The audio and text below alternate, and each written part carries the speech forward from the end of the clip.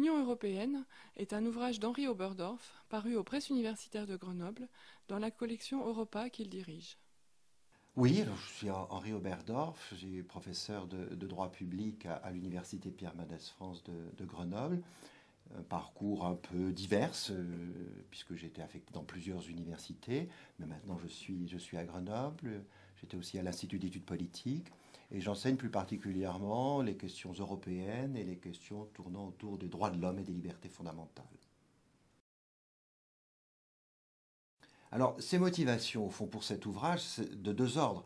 D'abord, ça fait partie des disciplines enseignées pour les étudiants de licence en droit, les étudiants de master, les étudiants d'Institut d'études politiques. Donc là, c'est parfaitement en relation avec un programme.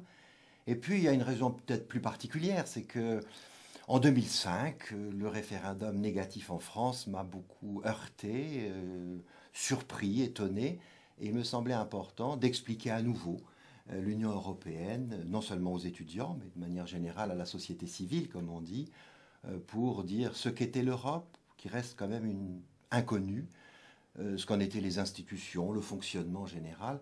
Et je crois que c'est la raison plus profonde que simplement faire un bouquin de plus, parce qu'il y en a beaucoup dans ce domaine, dans beaucoup d'éditeurs, chez beaucoup d'éditeurs, mais il me semblait plus important d'avoir ce regard peut-être, on ne peut pas dire militant, mais en tous les cas, pour donner un peu d'enthousiasme pour l'Europe.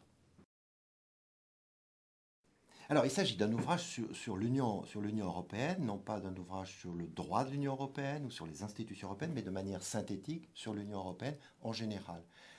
Alors, il est présenté en trois moments. Un premier moment sur la construction de l'Union européenne et comment on est passé de 6 États membres à 27 États membres.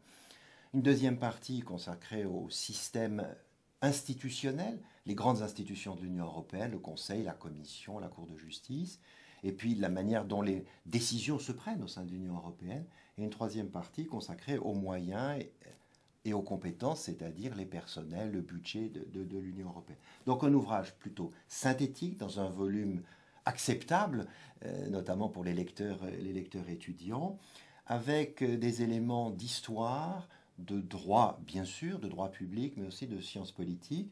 Et puis, au fond, des éléments peut-être plus originaux qu'on retrouve peut-être dans moins d'ouvrages, des réflexions sur l'influence de l'Union européenne, sur le fonctionnement des États membres, leurs institutions, qu'elles soient politiques ou administratives. J'ai aussi eu le souci de proposer au lecteur une chronologie sur une longue période, 1944-2007, c'est-à-dire avoir au fond un long moment. Compte tenu du fait qu'on fait des mises à jour sur le plan Internet aux presses universitaires de Grenoble, on a pu alors aller un peu plus loin jusqu'en 2008 et au fur et à mesure on peut donner des informations complémentaires. Il y a aussi dans l'ouvrage des informations sur les États membres, 27 États membres, leur fonctionnement, l'organisation politique des 27 États membres. Bien évidemment, comme dans tout ouvrage, une bibliographie. Mais je crois qu'il y a des instruments de travail utiles pour les étudiants ou pour le lecteur citoyen.